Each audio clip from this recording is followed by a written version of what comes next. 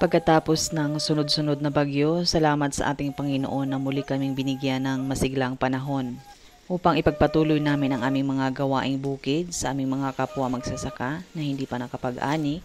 Ito ang kanilang pagkakataon upang matapos ang kanilang ani at makapagbilad din ng mga naaning palay. Napakaganda tingnan ng mga dalandan na ito na sumasabay sila sa sigla ng panahon, na tila ba nagsasabi na ngayon ay bagong araw at bagong pag-asa.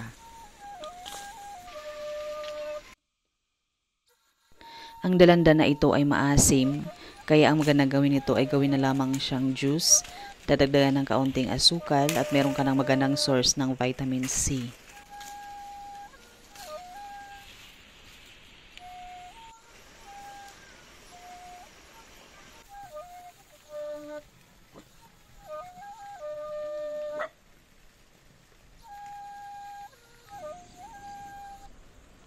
Ang gulay na ito ay tinatawag na pikaw. Dalawang klase ito, yung isa na tumutubo sa lupa at itong tumutubo sa gilid ng tubig. Itong tumutubo sa gilid ng tubig ang nagugulay kasi hindi siya makati.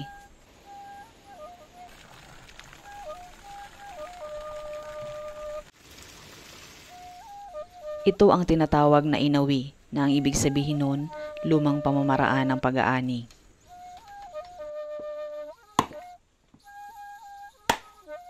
At ito ang iniwan sa amin ng bagyong Pipito, ang makalat na paligid. Magandang araw po sa inyong lahat.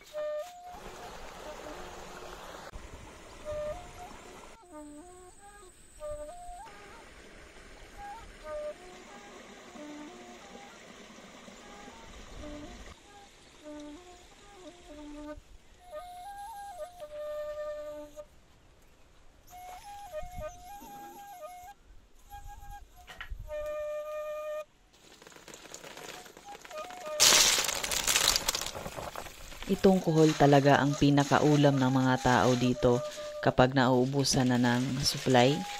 Ang palayan talaga ang takbuhan ng mga tao para maghanap ng pang-ulam.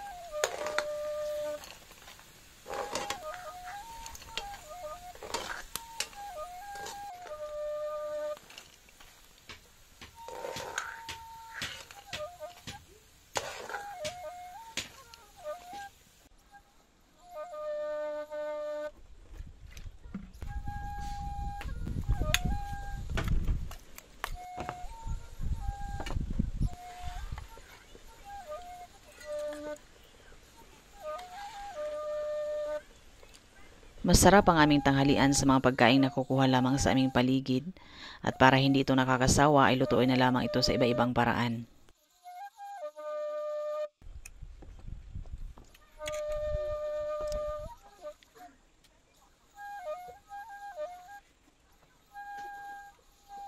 Good.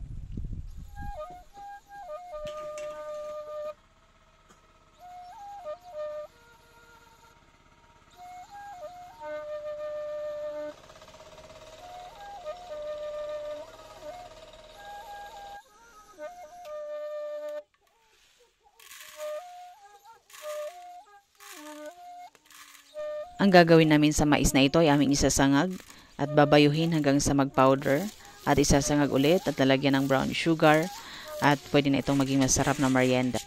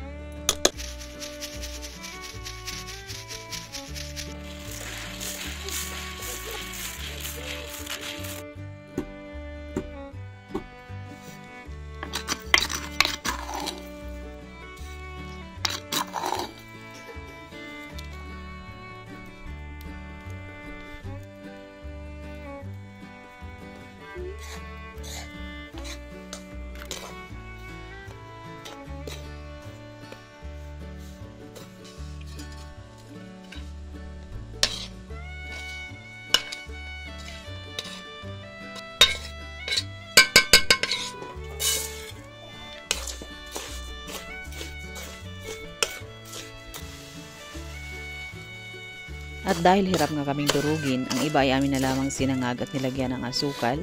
At isa din ito sa pinagkakalibangan ng mga bata noon at ito'y para lamang sa mga may matitibay ng ngipin.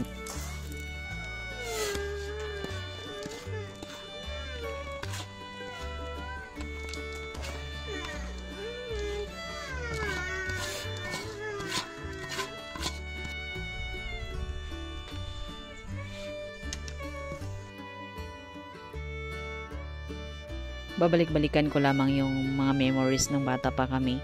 So ito ilalagay namin sa inikot na papel para mabitbit kung saan-saan or habang naglalaro at unti-untiin hanggang sa maubos.